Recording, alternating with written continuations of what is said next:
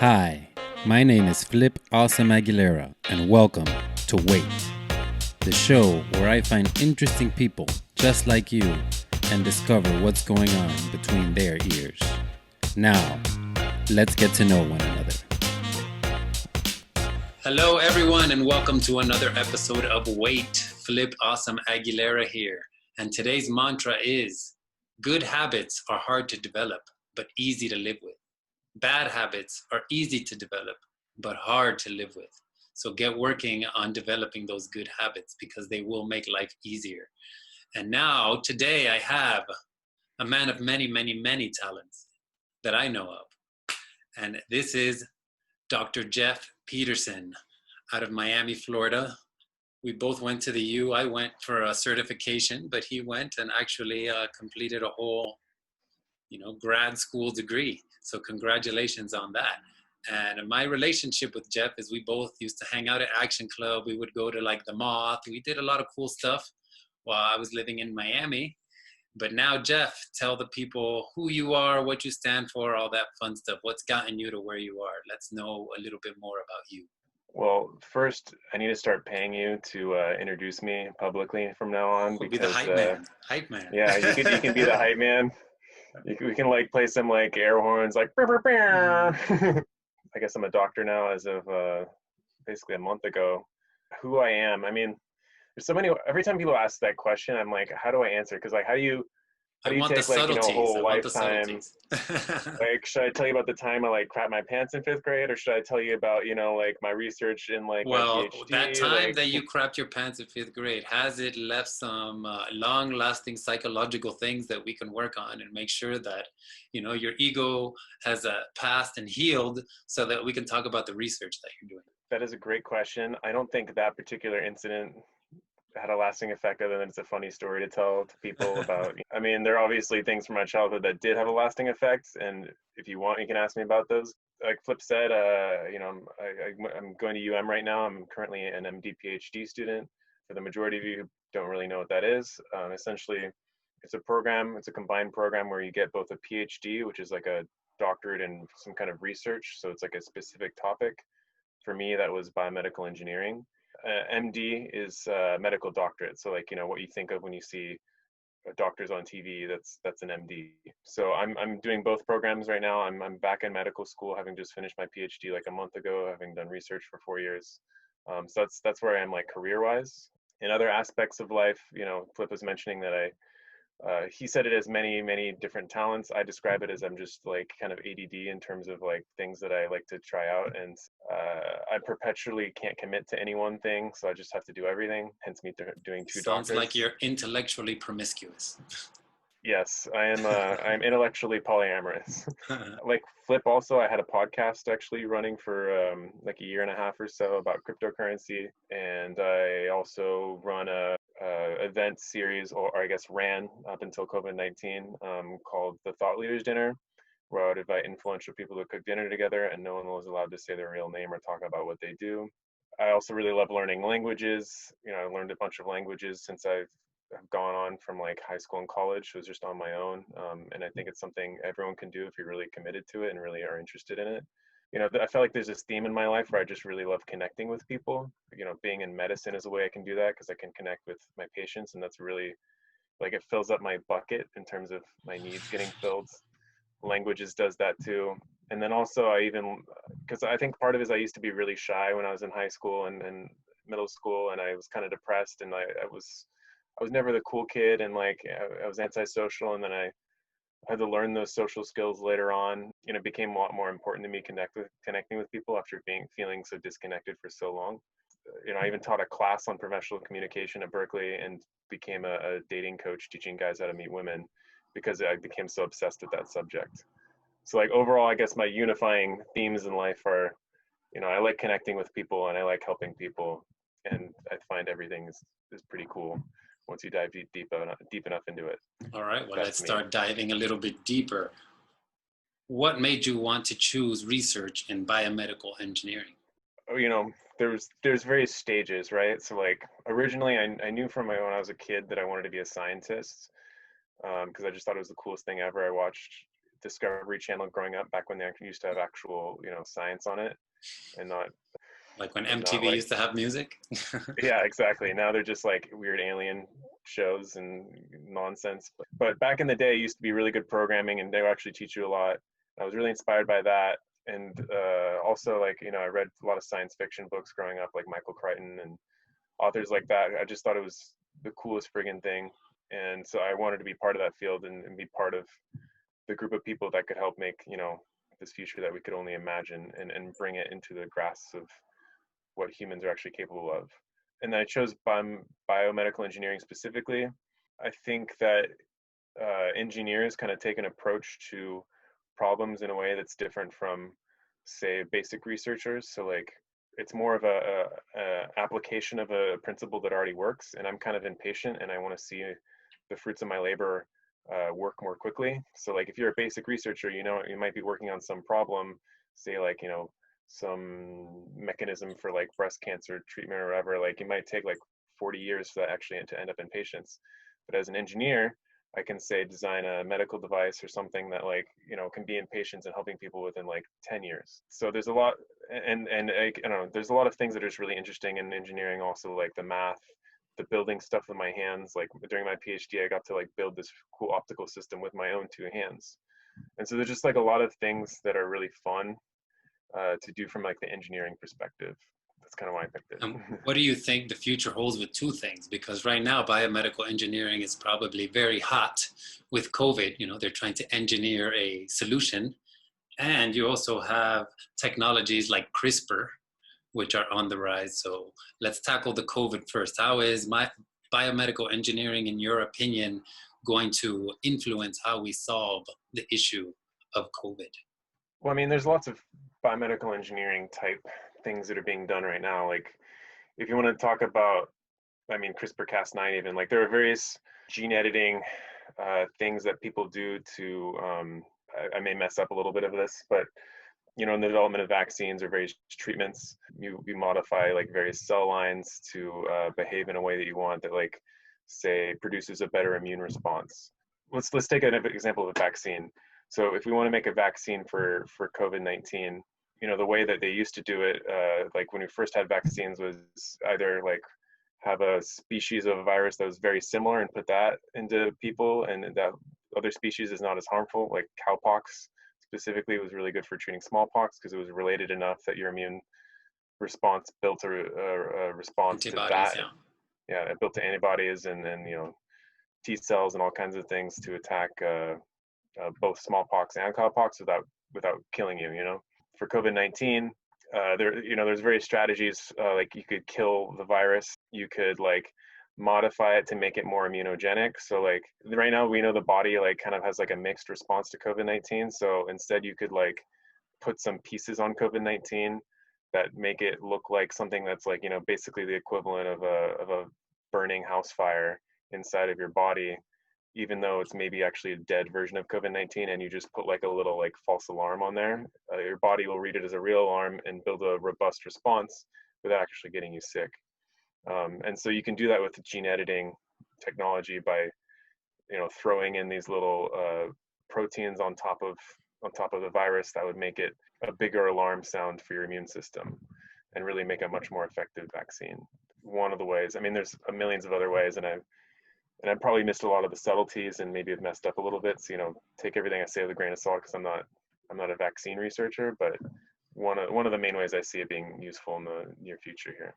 There's potential with things like CRISPR to get this issue solved and learn something from it and continue to move onward. Right, exactly.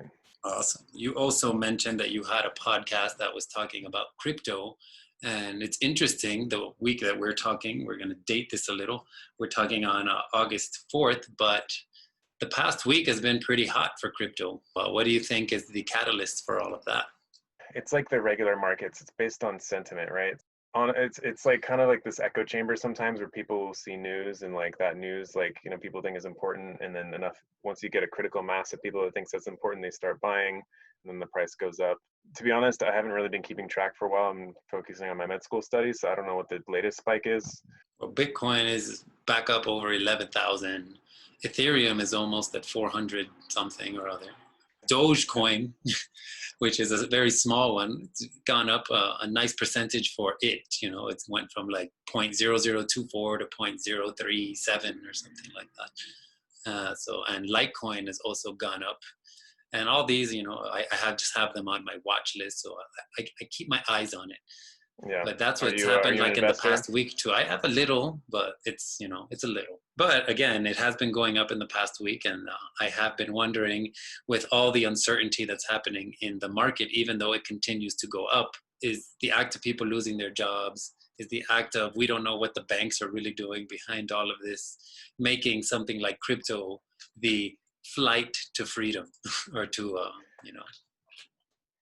I mean, I think that's the hope. I don't know if that's the reality. Like a lot of, you know, crypto is interesting because there's also a big ideological component behind it. It's kind of popular with the libertarian crowd where you want to have a currency free of government. A lot of people are hoping at least that Bitcoin becomes a storage of value because, you know, the cost of making transactions has become so high, the hash rate has gone up so much that it's really not as useful for day-to-day interactions, but a lot of people want it to be useful. Like they want it to be the gold, like the literal gold, you know, like standard of the crypto space. I think there's certainly a psychological component of that people want it to be that storage of value. And with all the chaos going on, a lot of people predicted that it would go up.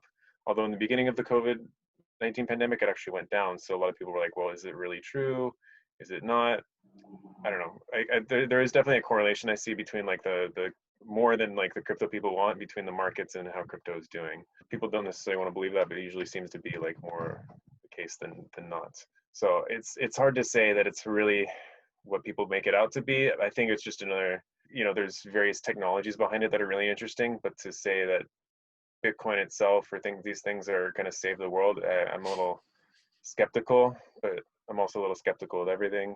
I think we'll find out in retrospect what happened more than during it. It's, you know, Hindsight will right now be we're in the the fog of 2020. war. And then you brought up this dinner. What gave you the idea for this dinner, and what are some of the things you learned having the guidelines that you had for this dinner? So it sounds like you asked two questions. First, like what did I learn from the dinner, and then what I learned from the guidelines. Yeah, because they weren't allowed to say their name and what it is that they do. So that gives a completely different spin on how you communicate. Yeah, so I mean, the guidelines create like a really cool dynamic, I think, because there's all that mystery and uncertainty. I think one, it makes it more attractive as an event to go to because it is so mysterious, and you kind of filter out people who are more open-minded and down for an adventure. I've had a couple people who are just like, no, I don't want to go if I don't know who's going to be there. Like, please name all the people that are going to be there. And I'm like, oh, maybe this is not the event for you, you know? Yeah, once you get there, you know, you still don't know who people are. And that's really fun because I think a lot of people tend to be very inquisitive. It forces you to like play this game constantly where you're trying to figure out who everyone is. And so like, I think instead of people having a judgment about who you are immediately by hearing about, you know, who you are, what you do, et cetera, that we tend to do in our everyday interactions. When you don't have that, you're forced to kind of like be curious and create, and in that curiosity, you create stronger connections than maybe you would have otherwise. And then also like it forces people to like check their ego at the door, and maybe people who have like big egos and think they're hot shit, like when they have literally no idea who anyone else is, they're like, well, maybe I'm like the smallest fish here for all I know, you know, like Yeah. and then also I try to get people from different backgrounds, like you know, usually no more than like two people, maybe three if it comes down to it, like from the same background. So like ultimately I think people also have an appreciation for people who have like expertises and experiences that are completely foreign to their own. Ultimately, I think a lot of people end up learning a lot from each other through that as well. Yeah, So that's a great idea. I think I may have to borrow it and use it here in Colorado while I am trying to expand my network, just to give people a little twist. And although they won't know my name, it'll make them remember, wow, this is the guy who did that dinner where I wasn't allowed to say who I was or what I did. So you also mentioned being a polyglot. How many languages are you up to now? It depends on what you mean by like up to. If you like, there's various levels of each language, right? So like, yeah, you know, I'm only at native level in English, but I can speak Spanish and Portuguese like more or less fluently, depending on the accent of the person and what subject matter we're talking about. I would define fluent as like, you know, we can have a conversation about most subject matters. So I could do that in Spanish and Portuguese. And then I can have like basic conversations in Creole and in German. German a little less so. I used to be like more fluent, and it's kind of gone now. But if I studied for a month, it might come back. It'll probably come back, because most languages I think never really go away. They just kind of reactivate when you give them the chance to. Whatever number you decide from that. So what are some of the more consistent resources you've used to practice your language acquisition? Well, the best resources are other people, but besides that, I really like audio resources. I've used a number of different ones. For Spanish, I use something called Coffee Break Spanish, Yeah. which I really liked. And they kind of, not only do they give you like, listening and repeat kind of examples, but they also go through the grammar in a way that's, I think, a little more palatable And than, that's say, the reading a guy, the text source. Scottish guy, right? He's the Scottish Yeah, guy, and he yeah. has a different student for each of the languages that he teaches. Yeah. You've listened to him then, huh? Yeah, it's a Coffee Break, Yeah. French and Italian. Yeah, he's very cheesy, but I like him. So yeah, I want to know about your languages in a second too. It's not all about me here. I really like Pimsleur. For the audience who doesn't know necessarily, Pimsleur is also like another audio resource where you listen and repeat to things. People have told me, at least for some languages, like when I was learning Russian for a little bit, that I had like a perfect accent in Russian, which kind of surprised me. But I was learning through Pimsleur, which is, they have native speakers where you listen and repeat. Those resources are really nice because instead of like, say, Duolingo, which is, I think, great for learning vocab and reinforcing vocab, it's not so great because you're listening to a computerized voice try to pronounce things. And I don't know about you, but I don't want to sound like a computer when I talk to people. Hello, Flip. It's so good to be on the interview with you. So what's interesting about what you're saying, though, is I have, artificial intelligence in my home. I can't say it because then she'll turn on and start talking to me. But I've realized in interacting with this artificial intelligence that it forces me to speak to it the way it wants me to speak to it instead of it acclimating to the way that I want it to hear me. So I think that's just interesting in and of itself. Technology changes us for sure. I mean, it's a dance. It's a dance. Certainly, cell phones have changed how we interact with each other in a way, and social media profoundly changed society forever, which is very obvious during the COVID-19 pandemic. Anki, have you used Anki? And what does Anki do? So Anki is like, I would honestly, if Anki were a woman, I would marry it. So Anki is like a spaced repetition software, if you've ever heard of that kind of thing. It'll tell you once a week and then like every 3 months, every 6 months, so that it brings it back to you and you repeat it. So you all know all this stuff, but I just want to say it for the audience's sake. For sure. There's this there's this learning curve where you learn a piece of information and here's where your level of recall is. Over time, obviously it starts to dip down after several days and eventually forget that thing. So there's this point known as like the tip of the tongue moment. I think there's probably a more scientific name for it, but a lot of people call it the tip of the tongue moment, where you're just about to forget something, but you can still barely recall it. If you review a piece of information at that moment, it tends to have the strongest effect in reinforcing that information more than reviewing it any other moment. A spaced repetition software basically is like has an algorithm that tries to match it as closely as possible. It's not perfect because it's not inside your brain. It's pretty good. Yet. And it just yeah. Yeah, this show is brought to you by 2025 Brain Alexa.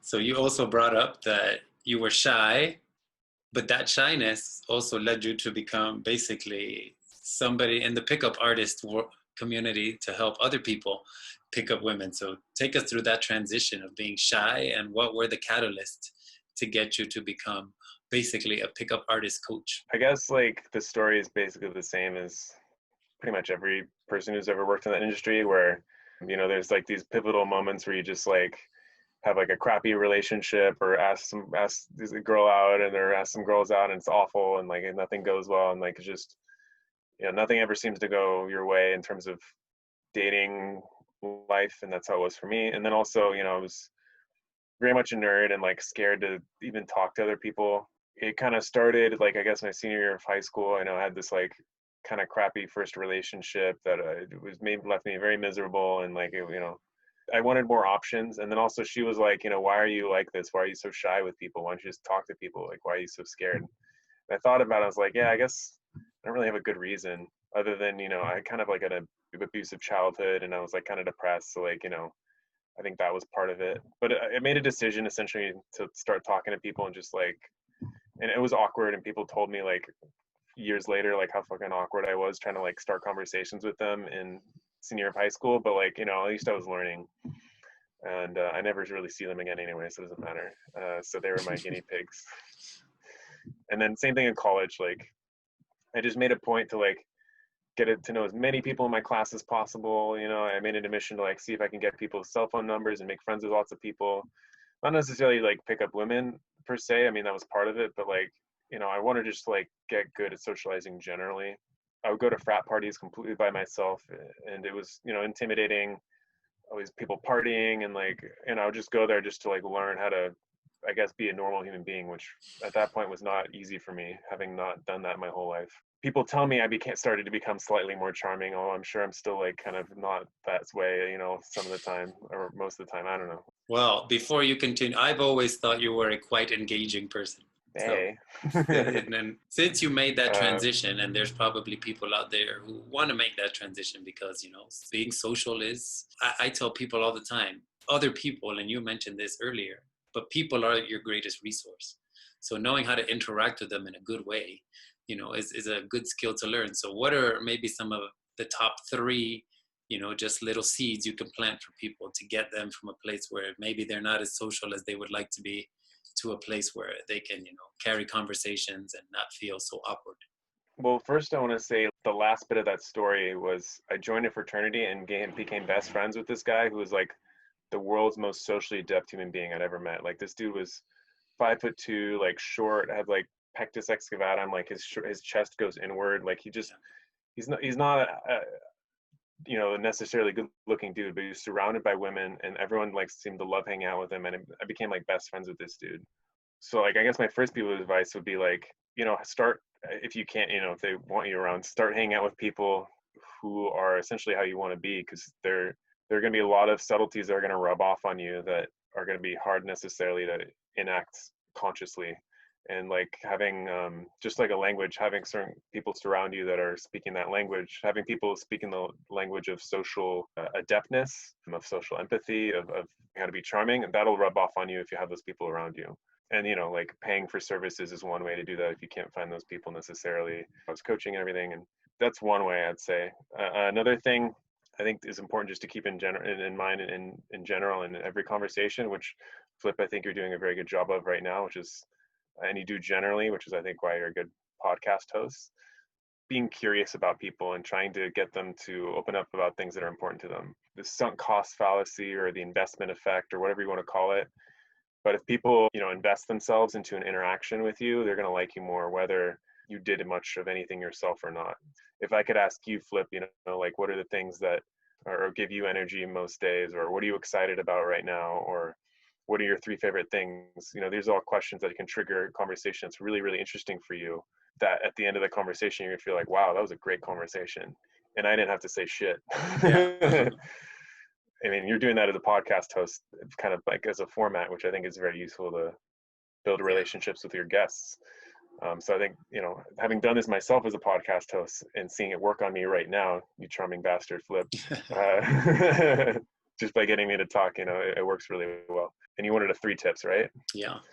Yeah, sure. Yeah. I mean, there's millions of them out The there. third one is what both of you and I are doing when we are interacting with these people. And that's just genuinely learning how to listen. Half the time, you really don't have to say much. You just ask an engaging question and the people they'll go. And all you got to do is nod and awesome, fantastic. And they'll just open themselves up. And like you said, at the end of that, they feel like, oh my God, that person, really got in touch with me. And all you did was ask an engaging question, shut up, and listen. And you're like, and they're like, you touched my soul. Yeah. People want to be seen, it's important for people to be seen. Actually, I have 2 more that kind of relate to that are quick. I won't stall on this too much, but here's a specific technique you can use. It's called mirroring or parroting. You use like almost the exact words that they just said. So like, you don't even have to like think of something clever to say. You can literally just repeat like what they said back to you. And they'll just be like so excited because it shows that you're active listening. For example, you just said, what we're doing right now, we're learning how to be great listeners and people can see you. Like you just did that mirroring just now. You just essentially repeated my point in like your own words. Made me happy because I was like, oh, he understands, you know, you're say trying to meet a woman or whatever. And she says, you know, I work at a marketing agency and it's really tough because my boss is really demanding. And you're like, so you're working at a marketing agency and your boss is really demanding. Oh my God.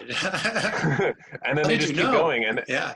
yeah, I mean, obviously if you overuse this, people will start to notice, but like you can definitely use it a couple times and get away with it. Well, yeah, you can't use it like children do when they play Shadow, you know, and they're like, Yeah. "What? Stop saying what I'm saying. Stop saying what I'm saying." Yeah. You Maybe could change a do, couple words. yeah, Yeah. maybe change a couple words, and Yeah. inflection really Yeah. matters. Yeah. Inflection really matters. The last one is cold reading people. I think is really useful. But like just making guesses about people. It doesn't matter if you guessed right or wrong because people will tell you the truth no matter what. But like I find that's a much more engaging way to engage people than asking a lot of questions straight out. A lot of guys will get into the mistake, I think, of doing something called interview mode, Yeah, which is where they're asking, so what do you do? Uh-huh, uh-huh. Okay, and so where are you from? Uh-huh, uh-huh. yeah. It just feels like an interview. Instead, you could say something like, you know, it's the exact same content, but you just say, you know, you look like you're a Midwest kind of girl. I don't know why. I get like a Midwest, like, it's like small town kind of girl vibe. I don't know why. Like maybe it's just because you're way too friendly and we're Miami and everyone's a dick here. But and then they'll be like, "Oh my God, like I'm not, but thank you for calling me friendly," and blah, blah, blah, blah, blah, you know. Yeah. So So I anyway, have a book right here in my library since you brought it up, and I'll show it so it can be a resource for people. But this is a book. It's called, can we read it? The full, is that I can't read it from the back. The Full Facts Book of Cold Reading. So that's a resource for all of you so that you guys can be just as charming as Dr. Peterson and myself. So now let's transition to the next part of the show, which is what this show is all about. So tell us, Doctor, what's engaging your thoughts lately? I'm trying to efficiently drink a fire hose of information in time for a big like national shelf exam I'm taking in 16 days and trying to relearn, you know, years worth of medicine in that amount of time. So I'm thinking about, you know, like memorization techniques and I'm all using Anki. I'm trying to create like this like efficient system to funnel as much information as possible. And learning how to be efficient with my time in every waking moment is kind of interesting. Like, for example, I was just like I was in a lecture just before this while I was also doing P90X at the exact same time, you know? So like, and I was kind of afraid that they would call on me because it was like a class. So I just had my camera and my speaker off, but like I was, you know, I was worried I was gonna have to like come in huffing and puffing and be like, well, I think this paper doesn't have a control patients, so that's why, Yeah. you know, it's not a very good study. Thankfully that didn't happen, but I was like, man, this is gonna be funny if it does. It's a good story, that's for sure. You know, this pandemic obviously is, you know, kind of always in the background, you know, affected everyone's lives so profoundly. And specifically, I think the part that's most interesting to me is like the how information is being like distributed and distorted, and you know the epidemic of conspiracies and fake news and like misunderstandings and mistrust and all these things, and it just makes an issue that's already bad like a million times worse, especially when it comes to, you know, a very infectious disease where people need to prevent it from spreading it to each other. So that's kind of been something on my mind, especially because we just like had a discussion on this with our MD PhD program literally an hour ago. One of the guys who's working in Jackson Hospital right now, which is overloaded with COVID patients, and he's a pulmonary specialist and has been treating these patients since day one, and you know had a lot of interesting things to say about it. You're getting ready for all these tests. You're using your systems that you've had for efficiency, things like Anki, as you mentioned earlier. How long have you been working on developing a practical, efficient system?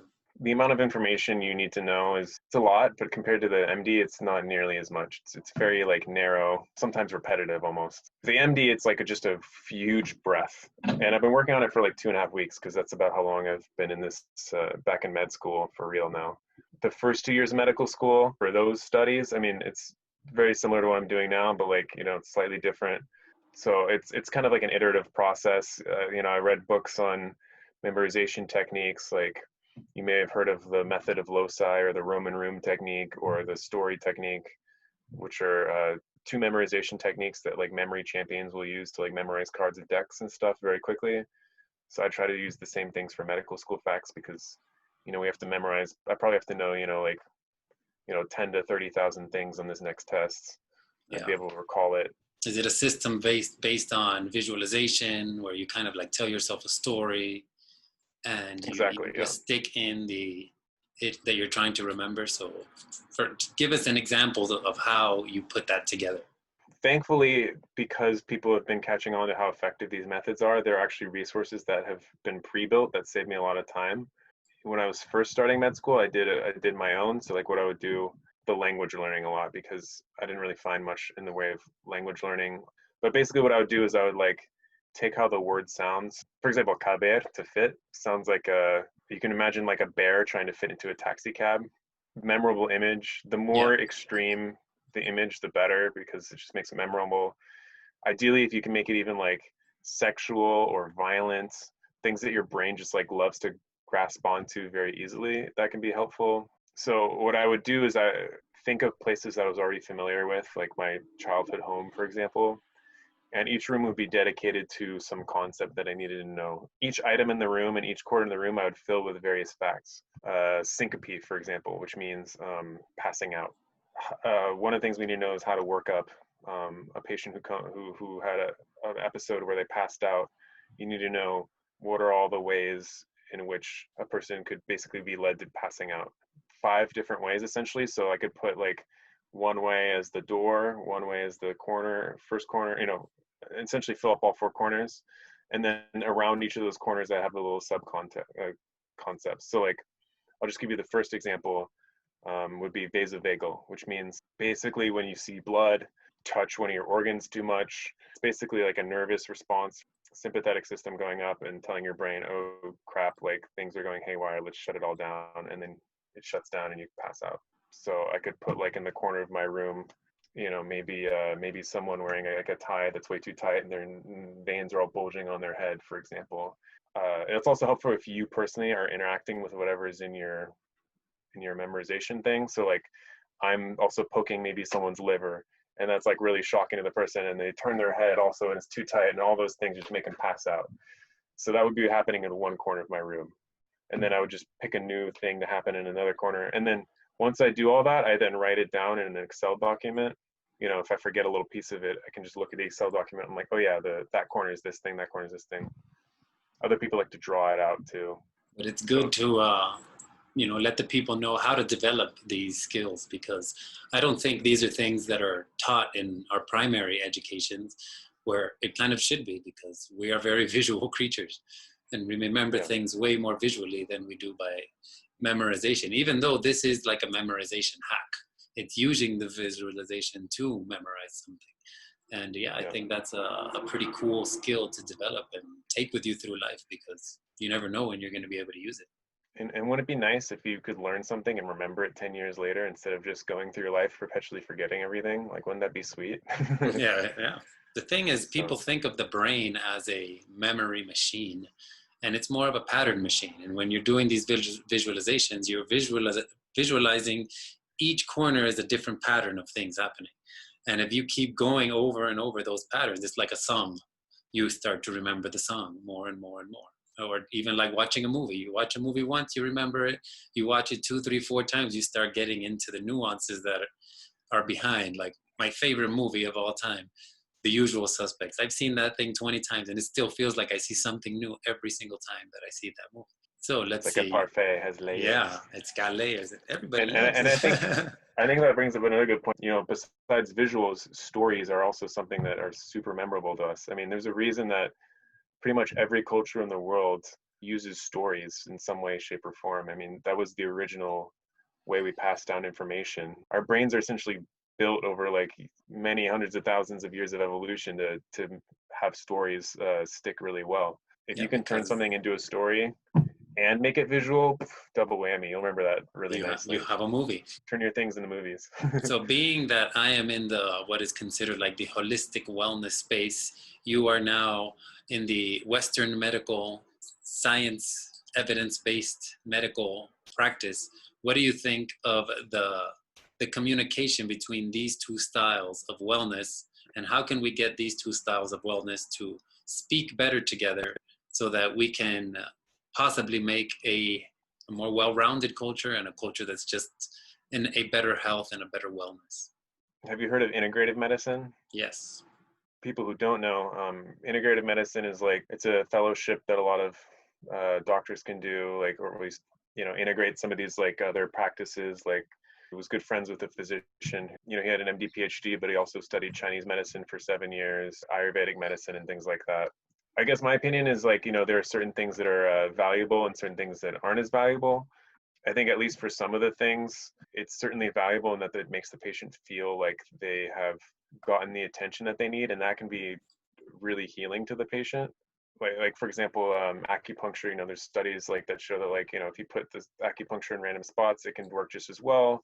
The evidence is mixed. Some studies say it works really well. Some studies say it doesn't work so well. But I think what's important is that you're giving the patient like really a lot of attention for like an hour, hour and a half, and like examining every aspect of their lives. And like we were saying, listening to people really makes them feel good and makes them like you.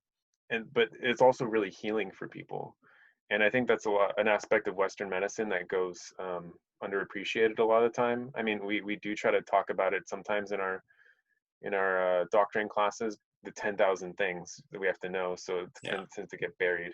And it's not incentivized. Once you're out on your own, it doesn't get incentivized to spend time with the patients like that.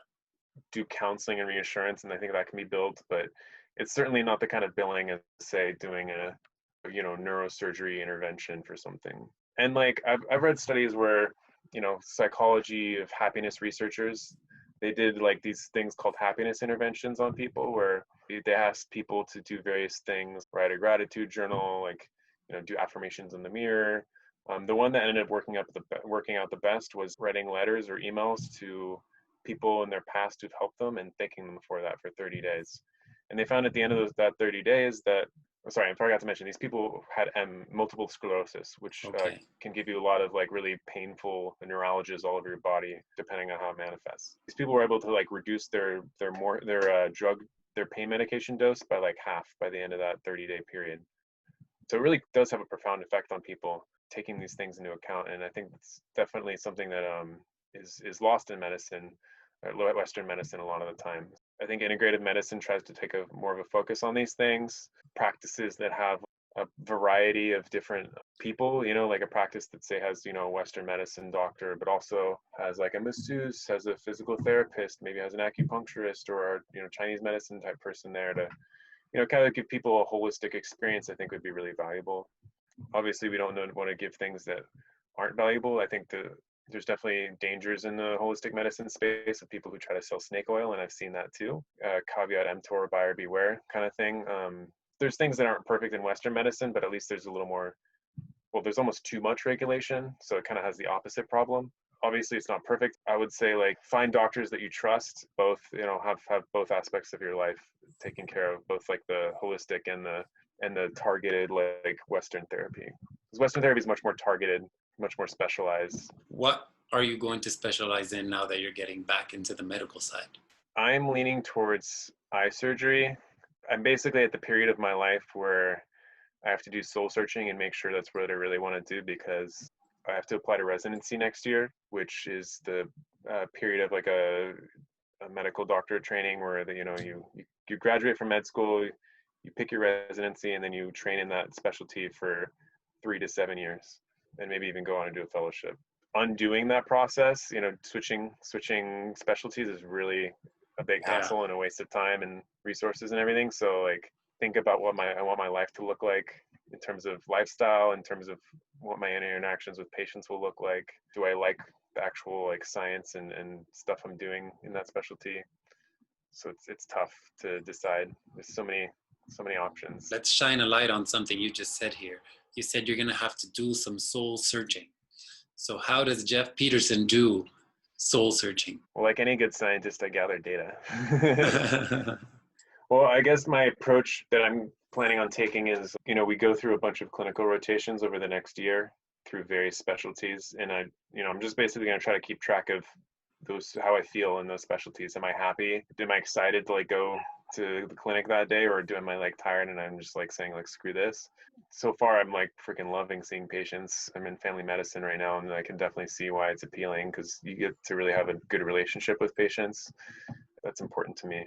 Yeah, and then the other thing is like I'm watching videos on YouTube of people talking about the pros and cons, and yeah, there's various lists that like various groups put out, surveys of like physician happiness, vacation time, pay, how the rate of burnout, flexibility, all kinds of things that you'd care about in a career. I guess also just like I'm debating if I want to do informational interviews with people in various specialties. So like ask people, what is your life like in this specialty? If you could go back, would you change? Like, what are the best things and worst things about your daily life? And then I'm also a special case because I'm an MD PhD. I want to think about going into a specialty that's more suited to research, because some specialties are not so much like into that, and it could be harder, versus some specialties very much into research, and it would be like a conducive environment for having a scientific career as well. How do you think this pandemic is going to evolve and make medicine have to adapt while you're doing all this research, right? And deciding what you want to do? How do you think this is going to affect a whole generation of people that are now going to have medical interventions as more of a priority? I would say that's probably going to happen, because it's been 100 years since we've really had to deal with any diseases. So there's nobody in the past 2 or 3 generations that really felt it, but now we're feeling it. And that's going to affect us for the rest of our lives, for the rest of my kids' lives. So how is that going to affect the medical profession? It's kind of a reminder of where the world used to be. I think we've kind of lived in this bubble for the past several decades where we don't really have any fear of infectious disease, or like very mild fear, you don't get bit by a dog and get rabies or whatever. Like there's, a couple here and there, or travel to like West Africa and, get Ebola when the thing was going on. But I think for the most part, it was never really real, versus like if you travel back like 1918 pandemic and time before that, infectious disease was like one of the biggest causes of death. In the medical field, I think it makes things a lot more challenging. I don't think we're ever going to see SARS coronavirus 2 ever go away. I think it's just going to be a part of our lives forever, pretty much, because especially because it mutates, like kind of like the flu. Not as much as the flu, thankfully, but I expect, to be honest, that even if a vaccine comes out, it'll probably only be good for 3 to 10 years. Yeah. I think it'll be more effective than the flu vaccine, more than a season, because it doesn't mutate as fast. It's not like measles, for example, where the vaccine we first developed is basically still effective. Like measles barely mutates at all. Unfortunately, it's not the case with coronavirus. So I think it'll make, the world is just going to be a more dangerous place for people who are immunocompromised and older, unfortunately, basically from here on out, until we have a vaccine. And even then, I don't know. Treatment of patients more complicated. For TB, for tuberculosis, we still do. We put patients in isolation rooms. You have to wear an N95. You have to put all the stuff that you would wear for COVID, essentially. But that would be like, one room or maybe one floor of the hospital. But now that it's kind of everywhere, I think the procedures and everything that go on in a hospital is just going to be like, I think everyone's just going to have to wear masks the foreseeable future, at least in healthcare, like probably for the next decade, or at least the next 5 years. Like people are going to be wearing masks until the entire world has coronavirus, or, which is honestly a very likely scenario, enough people are vaccinated that it's not really much of a threat. We need to get like the R naught value to below 0 and make the infectiousness what is the R naught value? And let's explain R naught for people who might not understand what it is. So R naught, and it's just a fancy way of saying R0. It just makes you sound cool. Really, it's R with like a 0, below it. R naught is just is the number of people that get infected per person infected. So if I have it and the R naught is say 2, I give it to 2 other people on average. So the R naught value fluctuates depending on the behavior of the particular strain, of the people in the area, the government regulations, all the things. So like if nobody's wearing masks, for example, the R naught is like, I think I was reading around 3.5 or something, but when everyone wears masks, the R naught goes down to say like 1.5, or so the spread is much slower and manageable. So it really depends on what's happening. This is why like the lockdown, for example, brought cases down for a while, because the R naught dipped below 1. And once R naught dips below 1, it causes the disease to eventually die out, because, if I have it and I only give it to 0.5 people, And eventually, Yeah, it can't mate for all the intents and numbers, purposes. yeah, drop down. So in theory, you could like lock everyone up for like 3 months and coronavirus would go away, but society might collapse if we do that. So. We don't know where we're at. Society might collapse anyway, but hey, we're here. Let's live in the moment, be present, and Yeah, enjoy each other. Stare at Flip's cool psychedelic background. Ooh. All right, so now we're going to transition to the next part of the show. And the first question I have for you is, if you could speak to anyone, dead or alive, who would it be? I wrote Richard Feynman. He's a badass. I would love to speak to a historian or historians in the future, like 100 years from now, to see how they saw our lives. I think that would be super interesting. Mark Twain, just because he sounds like he'd be hilarious to like have a whiskey with. I'm actually reading before I go to sleep. That is the book I'm reading, is Connecticut Yankee in King Arthur's Court. I would love to meet my biological grandfathers because I've met neither of them. They died before I remember anything. And then also like talk to my great grandparents and see, what their lives were like, and the histories of people like 100, 200 years ago, or I guess great grandparents would be like what, 120? Yeah, 2 people ago. Yeah, I can't do math. I'm a doctor, guys. An engineer. Yeah. God, I would love to talk to a prehistoric caveman, just because I think that would be really interesting. But you can't do that in Miami, just walking down the street. Touche. Throwing that shade, damn. I guess that's why you moved, Tom Flip. Well, I love Miami. I could never.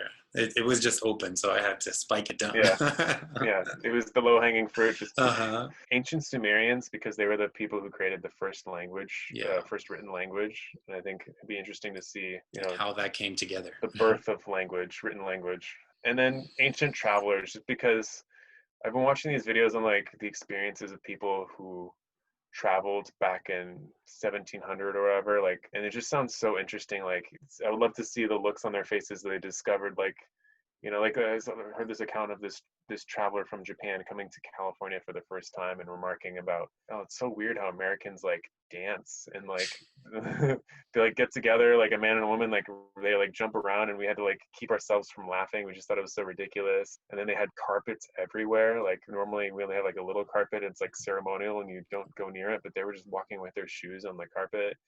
Now, the next question is basically an expansion of this one, because with all the things that you said, I'm sure those are going to be some of the things that you're going to answer here. But what are maybe like the top 3 resources that have inspired you? Yeah, this one I have like 20 things, but see, this is my problem. I feel like, and this is like a theme in my life where I'm just very indecisive. Promiscuity. And I'm just like, how do you just do like 3 things in life? I'm not saying I'm just saying 3 that stand out to you, that maybe it's ones that you've recommended to other people over and over, that they've just been consistent for you. Well, if we're talking resources, I mean, Audible is just like ridiculous. Like, I've powered through so many books because, I'm all about efficiency. So like, while I'm running, working out, walking to and from campus, I'll be like always listening to something. So I highly recommend audiobooks or podcasts. Conversations are also very valuable. I think those are probably like the biggest resources that have had an impact on my life and have allowed me just to absorb a huge amount of knowledge that I would never have I've never bothered like sitting down and reading. I guess that's, what you're doing today too, making a podcast. In terms of specifics, I think the stuff by Mark Manson is really good. I think he takes a lot of like stoicism and ancient philosophy that might be not as fun to read and turns it into modern language and makes it really entertaining. Like The Subtle Art of Not Giving a Fuck. Subtle Art of Not Giving a Fuck. I read his latest book, Everything is Fucked, also, which is I think also really, really good. Speaking of philosophy, I read this book called Beginning of Infinity by David Deutsch, who's a quantum computer pioneer. That book, like, it's like a lot of like science, philosophy, and like quantum computing and AI, and just all these really interesting things. And he just has a really interesting way of seeing the world, and it's really dense, and you probably have to go back and listen to things like multiple times to really understand it. Like, I feel like I'm a relatively intelligent dude, but like I had to go back and listen to things multiple times. But like once I understood what he was talking about, I was like, holy shit, this is deep. And it kind of like changed the way I saw a lot of things in the world. Like he goes from everything from like philosophy of science to like voting systems and how it's literally impossible to make a fair voting system in a democracy. Like it's mathematically impossible. And I was like, what? And he goes like describe all these proofs, and I was like, holy shit, he's right. Action Club. Yeah, Action Club is great. It's an accountability group for your goals. Help me do stand up, help me create a podcast, help me create the Thought Leaders Dinner. Yeah. It's a great resource, that's for sure. Yeah. I mean, I guess if you want, I could like make a list of these books and podcasts. So people don't have to listen to it, and maybe you could like put it in the show notes or something. Sounds Just good. recommended podcasts and books might be easier than listening to a big list that I read. Yeah, for sure. We can definitely put that in the show notes. All right, so we're almost coming towards the end here. The next question is, if you could go back and speak to your 18-year-old father, what would you tell him? I would tell him that you have a mental illness and you need to get treatment. If you don't listen to me now, you will end up not only ruining your own lives, but causing a huge amount of harm to a bunch of people that you love, and that this will be the single thing that destroys everything in your life. So please get it taken care of. Trust people that they want the best for you, and sometimes a lot of times it's impossible to have insight on yourself, and you just have to trust the people you love. Yeah. Yeah, that's a deep one right there. And, that just makes me think of the state of mental health in our country. That should be what we are fighting a war on. I guess I could just leave it at that, but we need to get serious about, everything from George Floyd to police to all of these things stem from some seed of mental instability, at least from my perspective. And we really need to get our shit together and tackle this with much clearer eyes and clearer minds and get after it. Pain begets pain. Yeah. If you're in pain, you pass it on to other people, and then the cycle continues. Well, I have an idea about pain. You tell me what you think about it. I think that pain is ubiquitous. Pain is there in the good. Pain is there in the bad. You work out, you get sore. That is a pain. Now it is a pain that builds. But I think intuitively we know the difference between a good ouch and a bad ouch. So how can we also as a culture embrace that we are supposed to be embracing the good ouches, and that's fine. It can hurt and it will hurt. And that if you exercise, you get sore. If you sit on your butt and you're sedentary, your back starts to hurt. Both have pain. So pain is always going to be there. It's that, again, one builds you, one tears you down. So we need to embrace pain a little bit more clearly and better. I have a comment on that. Okay, actually, yes. That I thought was really, I don't know where I got this. I think it might have been one of Mark Manson's book, but like the difference between like pain that we feel like we're suffering and pain that's like the ouch, but like is okay, is like pain that we choose.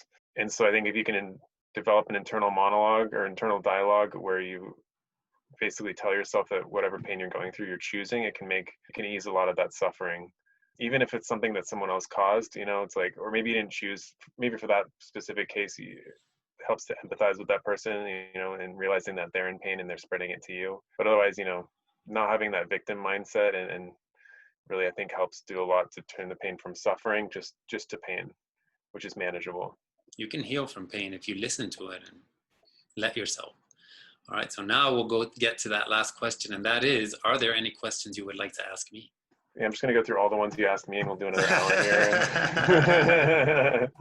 I have one since you're Captain Fitness. What can people do, me specifically, but also everyone else, to stay fit and healthy, even though they might be staying inside all day and not walking around as much? What are some top tips that you have? And I'll even add a little bit more.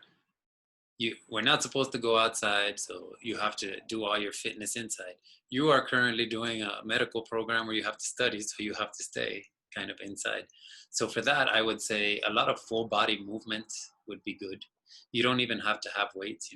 If you every hour on the hour just set a timer and did 25 burpees, that's a whole bunch of burpees in one day, and that's a full body movement, and that'll do something. And if you keep doing it over time, what's going to happen? You're going to get more efficient at it. Then you can start timing yourself. All right, I got a minute. How many can I do? And you just keep working at that and working at that and working at that.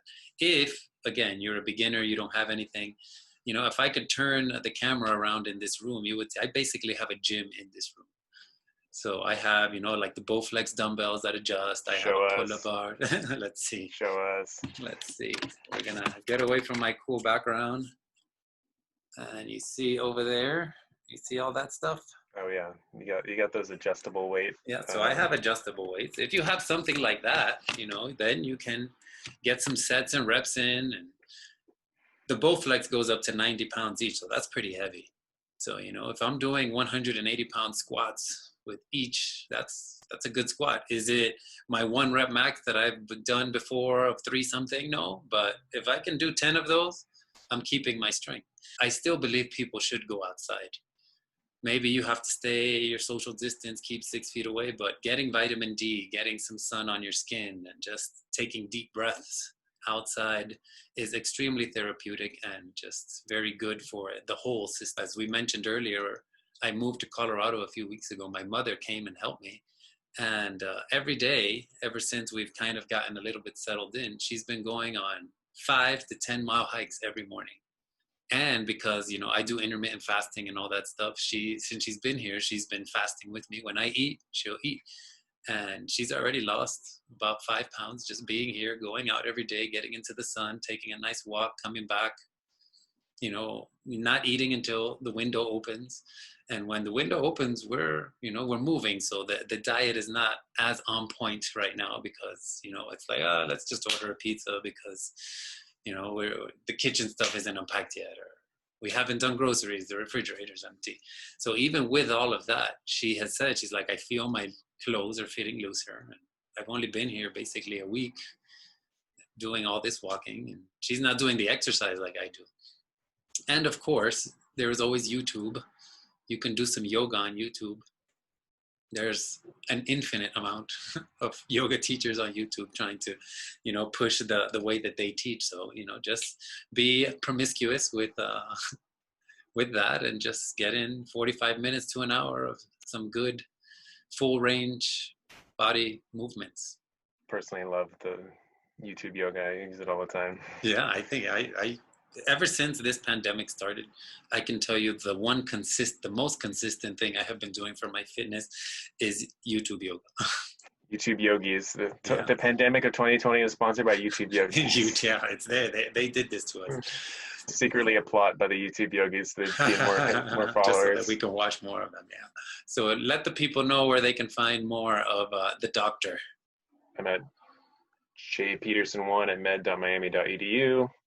or jeff@thoughtleadersdinner.com. That's pretty much it. All right, so those are the places we can find Dr. Jeff Peterson. So if you thought this was a good episode and any of this message resonated with you, please like, share, and rate the episode. You can find more WEYT on YouTube, which is WEYT Show, and remember it's spelled WEYT. On Facebook, it's WEYT, WEYT, and Instagram, it's also WEYT Show. And in closing, like always, time and attention is the greatest gift we can give to each other. So here's to spreading more peace, love, and smiles.